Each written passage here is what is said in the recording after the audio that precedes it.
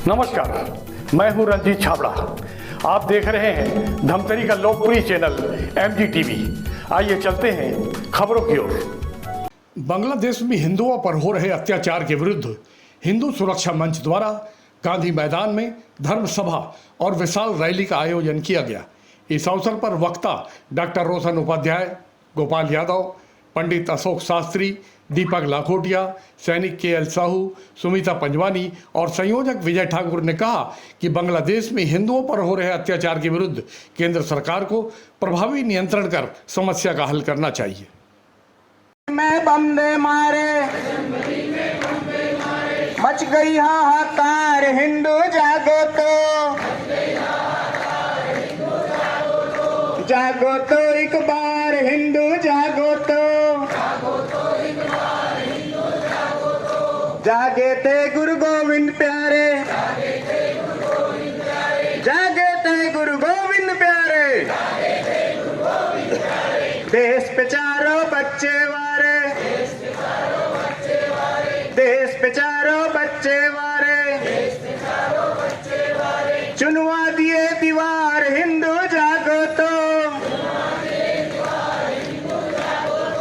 जागो तो एक बार, हिंदू जागो तो जागे थे आजाद मुखर्जी, जागे थे आजाद मुखर्जी, भारत माँ की जय जय कर दी, भारत माँ की जय जय कर दी, जागो तो एक बार, हिंदू जागो तो एक बार, हिंदू जागो तो। बोलिए भारत माता की जय, भारत माता की जय।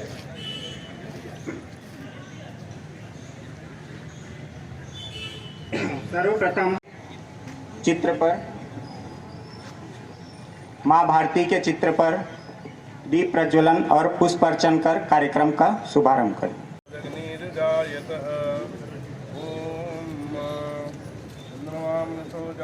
स्वागत है, वंदन है, अभिनंदन है। कार्यक्रम में अपने बीच परिचय है। मंच पर विराजमान श्री गोपाल यादव जी अपने राष्ट्रीय स्वयंसेवक संघ के छत्तीसगढ़ प्रांत के सह प्रांत कार्यवाह। आपका निवास राजीव नयापारा है। अपने धमतरी नगर से श्री डॉक्टर रोशन उपाध्याय जी, आप उपाध्याय नर्सिंग होम के संचालक हैं। अपने धमतरी से विद्वत परिषद के अध्यक्ष श्रीमान पंडित अशोक शास्त्री जी, आपका निवास बांसपारा धमतरी। अपने बीच मंच पर श्री कुलेश्वर साहू जी, आप पूर्व सैनिक परिषद अध्यक्ष हैं, आपका निवास रुद्री है। अपने बीच मंच पर श्री गीतेश प्रजापति जी, आप गायत्री परिवार से हैं।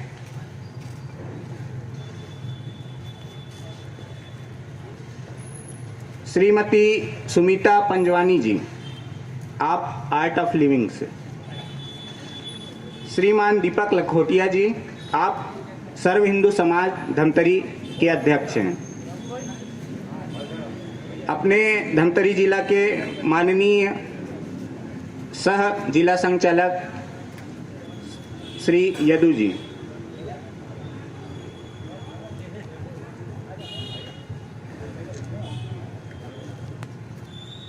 आप सभी को विदित है, विगत अगस्त माह में बांग्लादेश सरकार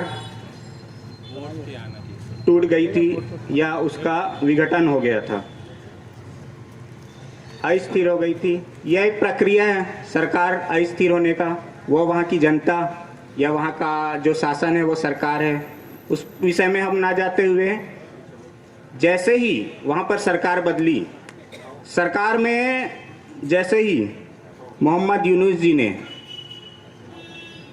कार्यकारी के रूप में वहाँ पर सरकार संभाला, वैसे ही हिंदुओं व अन्य अल्पसंख्यकों पर अत्याचार शुरू हो गए।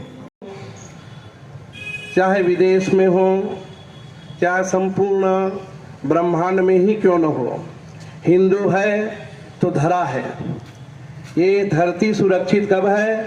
हिंदू है तो धरती सुरक्षित है। जिस दिन धरती से हिंदू एक भी नहीं रहेगा तो ये धरती रसातल को चली जाएगी। इसलिए सर्वप्रथम हिंदू हम बने। हिंदू बनने के लिए क्या चाहिए? अपने अपने जाति में रहते हुए, स्वधर्म का पालन करते हुए, आपसी जो मतभेद है उनको मिटाने में हम जोर दें, पुरजोर दें। हमारी जो विभिन्न संस्थाएं बनी हुई है धर्म के नाम पर, धर्म के नाम पर संस्था समिति बना करके हम धर्म की रक्षा करें। पर सोए हुए लोगों को जगा दिया। इसी क्रम में रोशन उपाध्याय जी को आमंत्रित करता हूं, आप अपना सारगर्भित उद्बोधन हम सभी को प्रदान करें। छन्दसामपि मंगलानां च कर्तारौ वन्दे वाणी विनायकौ मूकं करोति वाचालं पंगुलंघ्यते गिरिं यत्कृपातमहं वन्दे परमानंद।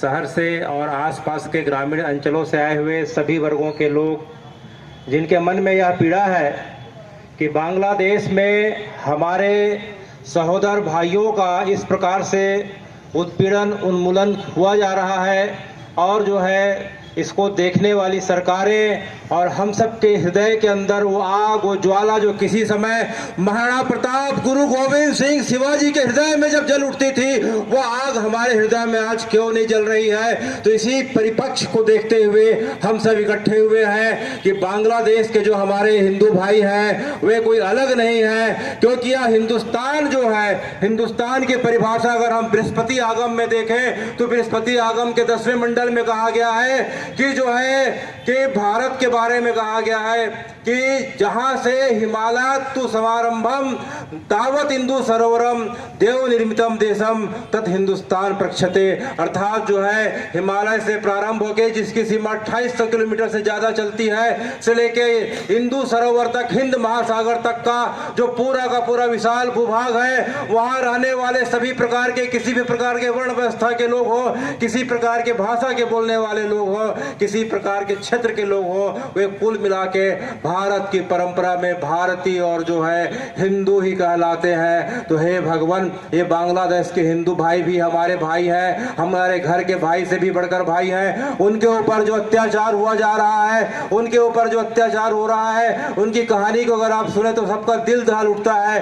बांग्लादेश की जनसंख्या वर्तमान में 18 करोड़ है, और देखते देखते जब 1901 का समय था तो समय 33% हिंदू हुआ करते थे, 1947 में वहां 22% हिंदू थे, और आज स्थिति यह आ गई कि वहां मात्र 1.5 करोड़ के आसपास हिंदू, अर्थात करीब करीब जो है 8% के आसपास हिंदू रह गए हैं। कहने का मतलब कि इन हिंदुओं में बुद्ध भी आ रहे हैं, सिख भी आ रहे हैं, सभी प्रकार के अल्पसंख्यक आते जा रहे हैं। यह अल्पसंख्यक जो है रोज भय के बल पे, तलवार के बल पे, न जाने किस किस बल पे जो है उनको जो है अपना धर्म छोड़ने के लिए विवश किया जा रहा है। तो हे भगवान, अगर हम बांग्लादेश की बात करें तो कुछ 100 वर्षों का इतिहास छोड़ दिया जाए तो बांग्लादेश की जो राजधानी ढाका है उसका नाम ढाकेश्वरी देवी पे पड़ता है। जो भगवान सती जब जो एक दक्ष के यज्ञ के बाद जो उन्होंने अपने शरीर को समाहित कर लिया था, तो विष्णु जी के चक्र से उनके मुकुट की मणि जिस जगह पे गिरी थी वह जगह वर्तमान में ढाका कहलाती है। वह किसी समय ढाकेश्वरी देवी का और वर्तमान में ढाकेश्वरी देवी की जो शक्तिपीठ की स्थली कहलाती है। बांग्लादेश में जाके देखें तो वहाँ जोशेश्वरी देवी का मंदिर है, जहाँ सती के जो है हथेली का जो है गिरना हुआ था वह शक्तिपीठ है। बांग्लादेश में तारा शक्तिपीठ है। बांग्लादेश ढाका में माँ चंडी शक्तिपीठ है, भद्रकाली शक्तिपीठ है। जगन्नाथ जी की इतनी धूमधाम से पूजा होती है कि जगन्नाथ जी का मंदिर जाके देखने को मिलेगा। और वर्तमान में पूरे के पूरे बांग्लादेश में 600 वर्ष पूर्व जो पूरा भारत जो है, भारत पूरी तरीके से जो है संकीर्णता में, गुलामी में जब पूरा बंद गया था, तो चैतन्य महाप्रभु के रूप में राधा कृष्ण का जुगल अवतार होता है। और चैतन्य महाप्रभु ने जो है बंगाल से पूरा का पूरा बांग्लादेश जो उस समय बंगाल का हिस्सा हुआ करता था, वहाँ जो है सनातन की अलग ध्वजा फहराई थी। तो चैतन्य महाप्रभु की जगह है, उनके अनुयायियों की जगह है। वहाँ तो जो है भगवान के अनेकों अनेक जो है, बांग्लादेश में अगर जाके देखें तो वहाँ 64 जिले हैं और 64 जिले में 50 से ज्यादा जिलों का नाम तो सनातन की परंपरा से मिलता जुलता है। चटगांव के रहने वाले चाहे चटर्जी हो या जो बाद में चट्टोपाध्याय कहलाते हैं, मुखगांव के रहने वाले मुखर्जी मुखोपाध्याय हो, अनेकों अनेक प्रकार से हम जाके देखें तो पूरा का पूरा बांग्लादेश हिंदुओं से भरा पड़ा है। उनकी सभ्यता, उनकी इतिहास, उनके जीवन जीने का तरीका जो है, अभी कुछ 100 वर्षों का उत्पाद को हटा दिया जाए तो पूरा का पूरा बांग्लादेश सनातनियों का है, आप सबका है। आप सबका उतना ही अधिकार है जितना एक बांग्लादेशी हिंदू का अधिकार है। तो हमें उनके उत्पीड़न को भूलना नहीं चाहिए। जिस प्रकार से जो है वहाँ उत्पीड़न किया जा रहा है, हम उनके लिए कर क्या सकते हैं? हम उनके लिए आपस में रैली करें, आपस में इस प्रकार के सोशल मीडिया में उनके लिए बातों को उठाएं और प्रत्येक शहर, गांव, नगर में इस प्रकार की बातें होगी, उनके उत्पीड़न की बातें होगी तो सरकार को विवश होकर सोचना पड़ेगा। और सरकार क्या कर सकती है? सरकार जो है अंतर्राष्ट्रीय स्तर पर दबाव बना सकती है। संयुक्त राष्ट्र संघ में इस बात को, मुद्दा को इस प्रकार से उठा के बांग्लादेश के ऊपर दबाव बना सकती है। बांग्लादेश के साथ सभी प्रकार के राजनीतिक, कूटनीतिक, खेल के, मनोरंजन के पूरे संबंध जो है हमेशा के लिए तोड़ देना चाहिए। जिस प्रकार से पाकिस्तान से 8 सालों से संबंधों को तोड़ दिया गया है, बांग्लादेश के हिंदू नागरिकों को वहां से निकलने के लिए कह देना चाहिए। और जो है यहाँ जो बांग्लादेशी अवैध रूप से रह रहे हैं, चाहे रोहिंग्या लोग रह रहे हैं, उनकी जांच पड़ताल करके, धड़ पकड़ करके उन्हें रातों रात डिपोर्ट कर देना चाहिए। उनके वोटिंग के अधिकार को छीन लेना चाहिए। इस प्रकार से जो है बांग्लादेश को, भारत के सरकार से मेरा आग्रह है कि बांग्लादेश को शत्रु देश घोषित किया जाए और यहाँ रहने वाले जितने भी नागरिक हैं उनकी संपत्ति को जब्त कर लिया जाए और उनकी नागरिकता और वोटिंग के अधिकार को खत्म कर दिया जाए। तभी जो है बांग्लादेश के कान में जू रहेगी। आप यह मत सोचें कि हाँ मात्र कुछ 100 लोग हैं तो इसका प्रभाव नहीं पड़ेगा, क्योंकि जो है बूंद बूंद से ही घड़ा भरता है। प्रत्येक नगर, गाँव में, शहर में अगर इस प्रकार की गतिविधि देखने को मिलेगी तो निश्चित रूप से सरकार को बांग्लादेश के अल्पसंख्यकों के लिए, हिंदू भाइयों के हितों की रक्षा के लिए आवश्यक कदम उठाने के लिए विवश होना पड़ेगा। और जो है वह दूर नहीं, जब बांग्लादेश भी भारत का हिस्सा होगा। हम तो यह मानना चाहते हैं कि बांग्लादेश भी किसी समय जो है बांग्लादेश का हिस्सा था। 1947 में भारत की 2 भुजाओं को अलग कर दिया गया।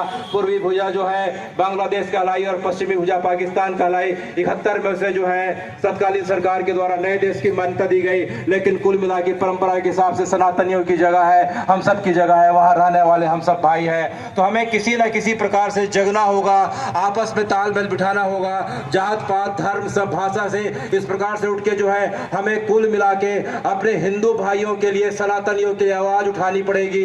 इसी बात को जो है पूरा करते हुए मैं आशुतोष राणा जी की जो है 2 पंक्तियों को आपके सामने प्रस्तुत करते हुए अपनी वाणी को विराम दूंगा कि हे भारत के राम जगो मैं तुम्हें जगाने आया हूँ, हे भारत के राम जगो मैं तुम्हें जगाने आया हूँ और 100 धर्मों का धर्म एक बलिदान बताने आया हूँ। देखो देखो देखो हिमालय कैद हुआ दुश्मन की जंजीरों में, सुनो हिमालय कैद हुआ दुश्मन की जंजीरों में, आज बता दो कितना पानी है तुम भारत के वीरों में, आज बता दो कितना पानी है तुम भारत के वीरों में। तो मैं अपनी वाणी को विराम देते हुए आप सबसे यही कामना करता हूं कि अपने अल्पसंख्यक भाइयों के लिए जो बांग्लादेश में वर्तमान हैं उनके लिए आवाज़ उठाएं, सोशल मीडिया के माध्यम से आवाज़ उठाएं, आपस में एकजुट के आवाज़ उठाएं, सरकार को ईमेल करें, पूरे विश्व में जितने भी सनातनी हैं सब आपस में एक दूसरे से जुड़ने का प्रयास करें। निश्चित रूप से आप सबकी आवाज़, हम सबकी आवाज़ पहुँचेगी और एक दिन बांग्लादेश के भाइयों के ऊपर जो उत्याचार और जो उत्पीड़न हो रहा है वह पूरी तरीके से बंद हो जाएगा। और यहाँ तक जो है हम ये भी उम्मीद करते हैं कि वह बांग्लादेश का एक हिस्सा अखंड भारत का हिस्सा होगा। जय जय श्री राम, जय जय श्री राम, भारत माता की, भारत माता की। बोलने के लिए मैं कितनी उपयुक्त व्यक्ति हूँ, क्योंकि मैं एक आध्यात्मिक संस्था का प्रतिनिधित्व कर रही हूँ यहाँ पे। और क्योंकि एक आध्यात्मिक संस्था से मैं आती हूँ, तो आप समझ सकते हैं कि जहाँ पे अध्यात्म होता है वो सभी धर्मों का सम्मान करता है समान रूप से। मैं थोड़ा सा विषय पे जाना चाहती हूँ कि जो आज बांग्लादेश में अत्याचार हो रहा है एक धर्म विशेष पे, हिंदुओं पे, उसका क्या कारण है, क्यों ये स्थिति निर्मित हुई है। यहाँ पर कारण यही है कि मेरे ईश्वर आपके ईश्वर से श्रेष्ठ हैं, या सिर्फ एक ही ईश्वर है जो कि मेरा है, और जो उपासना मैं कर रहा हूँ वो आपको भी करना है, उसके लिए बाध्य करना। तो क्या आप समझते हैं कि ये धर्म है? बिल्कुल नहीं, ये धर्म नहीं है। हम सब जानते हैं। पहले हमें जानना होगा कि धर्म क्या है और अध्यात्म क्या है। हो सकता है आपको लगे ये थोड़ा विषय से हट रही है, लेकिन समझना जरूरी है। आज जो हमारा सामाजिक वातावरण बना है, जो विद्वेष है एक दूसरे के प्रति, उसको थोड़ा समझते हैं हम। धर्म और अध्यात्म दोनों को अलग समझा गया है, जबकि वो एक ही सिक्के के दो पहलू हैं। उदाहरण के लिए हम केला खाते हैं, केले के छिलके में अटक जाएं कि भाई इसको खाते हैं, ऐसा है, अच्छा है, बुरा है, और उसके गूदे को छोड़ दें। तो यही आजकल हमारे साथ हो रहा है। हथियार उठाना धर्म है या धर्म की रक्षा के लिए हथियार उठाना धर्म है? बताइए। धर्म की रक्षा के लिए। लेकिन उनका धर्म क्या कह रहा है, क्या कर रहा है? हम हथियार उठा रहे हैं लोगों के उनको शोषण करने के लिए, उन पे अत्याचार करने के लिए, उनको बाध्य करने के लिए। या तो आप हमारे धर्म को माने या फिर इस देश से जाएं, या किसी भी तरह से उनका दमन करना। और इस सब में आप समझ सकते हैं सबसे ज्यादा कौन उत्पीड़ित हो रही है? हमारी मातृशक्ति। आप मतलब कई खबरें तो हम तक पहुंच ही नहीं पाती कि उनके साथ वहां पर क्या अत्याचार हो रहे हैं, जिसको हमारे यहाँ देवी स्वरूपा की तरह पूजा जाता है। हाँ? तो मैं ये कहना चाहती हूँ कि धर्म और अध्यात्म को जब हम समझते हैं तो ये चीज समझ पाते हैं कि हमारा धर्म क्या शिक्षा दे रहा है। धर्म का मतलब ही है अच्छा कार्य करना। अगर हम बहुत सरल शब्दों में इस चीज को जाने कि धर्म क्या है और उस धर्म का पालन करना। अब हमारा धर्म क्या कहता है? गीता तो आप सबने पढ़ी होंगी, या उसके सार को हम सब समझ सकते हैं। उसमें एक लाइन है, क्या है? आत्मरक्षा सर्वोपरि धर्म है। तो हमारा धर्म एक तरफ कई मानवीय गुणों को सिखाता है, दया, प्रेम, करुणा, क्षमा, लेकिन साथ ही साथ वो क्या कहता है कि अगर आपके ऊपर कोई आपकी आत्मरक्षा जहां पर बाधित हो रही है, जब आप पे कोई आक्रमण कर रहा है, तब आपका हथियार उठाना धर्म है। यह हमारा सौभाग्य है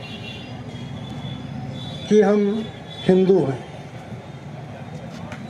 हिंदू कुल में जन्म हुआ है हमारा। ये पहला सौभाग्य हमको ईश्वर ने दिया। हिंदू का अर्थ बहुत बड़ा है, बहुत विराट है। सहनशीलता हमसे ज़्यादा किसी में नहीं है, और शक्तिशाली भी हमसे ज़्यादा कोई और नहीं है। जरूरत पड़ने पर ही हम उसका उपयोग करते हैं। बांग्लादेश में जो कुछ हो रहा है वो बहुत गलत है। गलत कई दृष्टि से है। पहले तो वहाँ की सरकार को जो अध्यस्त किया गया वो एक षड्यंत्र पूर्वक था, और उसके बाद हिंदुओं पर जो अत्याचार चालू किया गया, वहाँ के मंदिरों को तोड़ने का प्रयास किया जा रहा है, और धर्म परिवर्तन करवाने का भी प्रयास वहाँ पर हो रहा है। ये सब हिंदू नहीं करते, ये वही लोग करते हैं जिनका खुद का कोई अस्तित्व नहीं होता। वो दूसरे की संपन्नता को दूसरे के सभी साम्राज्य जो कुछ भी है उसको इकट्ठा करना, छीनना जानते हैं। हमारा प्रयास होना चाहिए, यहाँ जो लोग भी इकट्ठे हैं वो मोबाइल के माध्यम से, संबंधों के माध्यम से और जहाँ जहाँ सोशल मीडिया का ज़माना है उसके माध्यम से अपनी एकता को, अपनी आवाज़ को इतना बुलंद करें कि सरकार के पास ये हमारी आवाज़ पहुँचे और वो बांग्लादेश में रह रहे हिंदुओं के लिए, उनकी सुरक्षा के लिए अंतर्राष्ट्रीय स्तर पर दबाव डाले और हमारे जो भाई वहाँ आज प्रताड़ित हो रहे हैं वो सुरक्षित हों। इसका एक ये बात ये भी है कि हमको एकत्रित होना भी आवश्यक है। क्यों आवश्यक है? हम अगर समाजों में, विभिन्न समुदाय में, संगठनों में बटे रहे तो उसका गलत फायदा दूसरा वर्ग उठा लेगा। आप किसी भी समाज में रहें, किसी भी संगठन में रहें, किसी भी उसमें रहें, लेकिन हिंदुत्व के लिए आप एक हैं। हिंदुत्व के लिए आपको एक होना पड़ेगा। हिंदुत्व, जहाँ हिंदुस्तान के ऊपर बात आती है, जहाँ हिंदुत्व के ऊपर बात आती है, तो हम सबको एक साथ मिलकर काम करना है और अपने हिंदू की रक्षा करना है। ये बहुत आज मातृशक्ति बड़ी संख्या में उपस्थित है। इस तरह के कार्यक्रमों में इनकी उपस्थिति एक संकेत देती है। जब जब भारत पे आक्रमण हुआ या आवश्यकता पड़ी, मातृशक्ति ने 2 कदम आगे बढ़कर अपना योगदान दिया है, चाहे वो तन से दिया, चाहे मन से दिया, चाहे धन से दिया। और पुरुष वर्ग अब स्वयं में उनमें वो शक्ति आ जाती है, डबल शक्ति से। बोलते हैं ना, डबल इंजन की सरकार कैसे काम कर रही है, प्रोग्रेस हो रहा है, तो वैसे ही डबल शक्ति आ जाती है। माताएं जब आगे बढ़ती हैं ना तो एक जोश होता है उनमें। वो हमेशा हर कार्यक्रम, धार्मिक आयोजनों में जाती हैं। धार्मिक आयोजनों में 90% महिलाएं ही रहती है। लेकिन इस तरह जब देश को आवश्यकता है, हिंदुओं को आवश्यकता है एकता की, उस समय उनका आना बहुत महत्व रखता है। और हम लोगों को एक होकर, एकता का परिचय देकर, एक बात डॉक्टर साहब ने भी कही और पंडित जी ने भी कही थी, आप लोगों में से किसी के भी घर में, बहुत कम होंगे जिनके घर में कोई हथियार होगा। कम से कम एक लाठी, अच्छी लाठी प्रत्येक के घर में दरवाजे के पीछे होना चाहिए, मेन गेट के पास। और ये प्रण ले कि हमारे घर में रहे।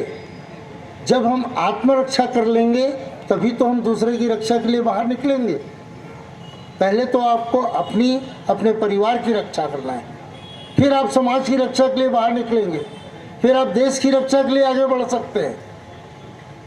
अपने आप को पहले मजबूत करें और मजबूत करने के लिए, आत्मविश्वास जगाने के लिए आपके पास एक हथियार का होना है। हथियार को जरूरी नहीं है बंदूक हो और कुछ हो, मशीन गन रखें, एक लाठी भी बहुत बड़ा हथियार होता है। भारत माता की वंदे वंदे। आज के इस मंच पर उपस्थित होकर बांग्लादेश में हमारे हिंदू भाई बहनों के ऊपर जो अत्याचार हो रहे हैं, जो पीड़न हो रहे हैं, उनके विरोध में, उन्हें दूर कराने के लिए आए हुए हैं। बांग्लादेश में अल्पसंख्यक हिंदुओं के ऊपर जो अत्याचार हो रहे हैं, वह हम हिंदुओं के लिए बड़े ही असहनीय है, दर्द देने लायक है। ऐसे दर्द को हम हिंदुस्तान में बैठकर कैसे देख सकते हैं? आज हमारा मन हमारे हिंदू भाइयों के ऊपर जो उत्पीड़न हो रहा है उसे देखकर काफी उद्वेलित है। बांग्लादेश ये भूल गया है, बांग्लादेश ये भूल गया है कि उस बांग्लादेश को किसने आजाद कराई। जिस बांग्लादेश को भारत ने आजाद कराई, भारत की सैनिकों ने आजाद कराया। 1971 से पहले पाकिस्तानी सैनिकों ने किस तरह से वहां के नागरिकों के ऊपर, वहां के मुस्लिमों के ऊपर, वहां के हिंदुओं के ऊपर अत्याचार कर रहे थे, उनको बचाने के लिए भारत से गुहार लगाई। तत्कालीन भारत की सरकार ने उनको मदद करते हुए भारत की सैनिकों को मुक्ति वाहिनी बनाकर बांग्लादेश में उसकी मदद के लिए भेजा। लगभग 1 लाख से भी अधिक सैनिकों ने बांग्लादेश में पाकिस्तानी सैनिकों से लड़कर बांग्लादेश के मुस्लिम भाइयों एवं समस्त नागरिकों को मदद किया, जिसकी बदौलत बांग्लादेश इतने दिनों तक सुरक्षित रहे। इस लड़ाई में हमारे भारत के 3000 से भी अधिक सैनिकों ने बलिदान दिया। 3000 से अधिक सैनिकों ने वहां जाकर अपने प्राणों की आहुति दी बांग्लादेश के लिए। और आज उसी बांग्लादेश में हमारे हिंदू भाई, हिंदू बहनें किस तरह से प्रताड़ित है। क्या यही दिन देखने के लिए भारतीय सैनिकों ने उनकी मदद किया था? बिल्कुल यह तकलीफ हमें बर्दाश्त होने के लायक नहीं है और निश्चित ही हम भारतीयों को उनके इस कृत्य के लिए जागरूक करके हमारी सरकार को जल्दी से आगे आकर हिंदुओं को इस उत्पीड़न से मुक्ति दिलाना होगा, क्योंकि हमारे देश अहिंसा परमो धर्म की नीति पर चलता है और इसी नीति के तहत उन्होंने कभी भी किसी दूसरे देश में, ना ही अपने देश में किसी भी मुसलमानों के ऊपर किसी भी प्रकार की कोई अत्याचार नहीं किया। तो बांग्लादेश में हमारे हिंदू भाइयों के ऊपर ऐसा अत्याचार क्यों हो रहा है? हिंदू सुरक्षा मंच धमतरी इस माध्यम से यहाँ पर धमतरी नगर और आसपास के क्षेत्र से, जिले से पहुँचे सभी नागरिक वृंद, उपस्थित मातृशक्ति, पत्रकारगण, मीडिया जगत, विभिन्न जाति समाज से उपस्थित सभी आत्मीय स्वजन बंधुओं, मंचस्थ श्रद्धेय डॉक्टर रोशन उपाध्याय जी, श्रद्धेय अशोक शास्त्री जी, श्रद्धेय कुलेश्वर साहू जी, श्रद्धेय गीतेश प्रजापति जी, श्रीमती सुमिता पंजवानी जी और श्रीमान दीपक लखोटिया जी, साथ ही अपने धमतरी नगर के सह जिला संघचालक श्रीमान जितेंद्र यदू जी, मंच पर विराजमान श्रीमान विजय जी, आप सबको मैं सादर नमन करता हूँ, प्रणाम करता हूँ। जय घोष की कुछ पंक्ति में बोलूँगा, आप पूरा करेंगे। धर्म की अधर्म का प्राणियों में विश्व का सनातन धर्म की गौ माता की। ये जय घोष हम सब सामान्य तौर पर हिंदू समाज ही लगाता है और हिंदू समाज का दिल बड़ा है और सबको लेकर चलता है। वैश्विक पूरा वसुधैव कुटुंबकम इस भाव को लेकर चलते हैं और उसके कारण से ये जय घोष लगाते हैं और केवल लगाते नहीं हैं तो इस सब को करके दिखाते हैं। लेकिन अपने इस देश में हिंदू समाज के साथ कुछ घटनाएं सतत घटित होते रहती हैं। हमारा ये जो देश है भारत, ये पहले अखंड था, अखंड भारत था। फिर से इसको अखंड बनाने का संकल्प है। प्रत्येक वर्ष 14 अगस्त को एक अखंड भारत दिवस का कार्यक्रम संपूर्ण देश भर आयोजित होता है। तो जो देश अखंड था वो खंडित हुआ है। देश खंडित क्यों हुआ है? तो कहते हैं कि हिंदू घटा देश बटा। जिन भूभाग से हिंदू समाज कम हो जाता है, घट जाता है, वो हिंदू देश नहीं रहता, वो पड़ोसी देश हो जाता है। आज भारत के जो पड़ोसी देश हैं, भारत के जो पड़ोसी देश हैं, बांग्लादेश है, पाकिस्तान है, अफगानिस्तान है, ये सब आसपास के जितने देश हैं, पहले भारत था, आज भारत नहीं है। क्यों नहीं है? क्योंकि यहाँ पर हिंदू घट गए हैं, हिंदू अल्पसंख्यक हो गए हैं, हिंदू आवाज़ उठाने की स्थिति में नहीं है। ऐसे ही हमारे देश के भीतर भी कई राज्य और कई जिले हिंदू विहीन हो रहे हैं, अल्पसंख्यक हो रहे हैं हिंदू। ये हम सब के लिए बड़ी चुनौती है, बड़ा समस्या है। इसके लिए पूर्व के वक्ताओं ने हम सबको बताया है कि अपने हिंदू धर्म, हिंदू संस्कृति, हिंदू समाज का संरक्षण करते हुए कैसे अपने राष्ट्र को हमको बचा कर और बड़ा करके रखना है। कहते हैं एक बड़ा परिवार हमारा, पुरखे सबके हिंदू हैं, विराट सागर समाज अपना, हम सब इसके बिंदु हैं। आगे कहते हैं कि हिंदू भाव को जब जब भूलें, हिंदू भाव को जब जब भूलें, आई विपद महान, भाई छूटे धरती खोई, मिटे धर्म संस्थान। आगे कहते हैं भूले छोड़ें और गुंजा दें, जय से भरे तराने, जाग उठे हम हिंदू फिर से, विजय ध्वजा फहराने।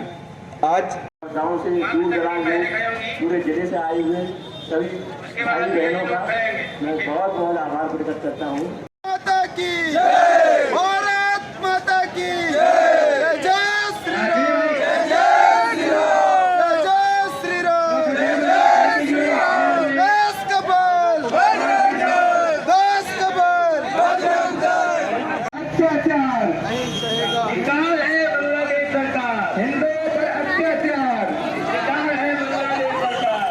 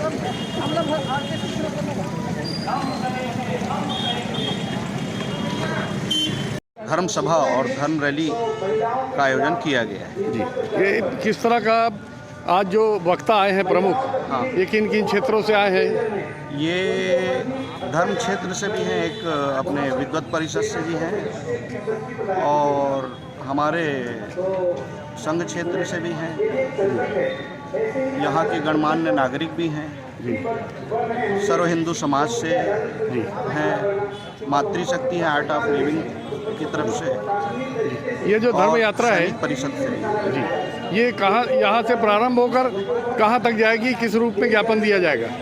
ये गांधी मैदान से निकल करके कचहरी चौक से घड़ी चौक से भगवती लाज होते हुए शिव चौक से वापस SDM ऑफिस आकर के राष्ट्रपति, महामहिम राष्ट्रपति जी और राज्यपाल जी के नाम ज्ञापन दिया जाएगा। जी, नहीं क्या है मसौदा, क्या है ज्ञापन का मसौदा?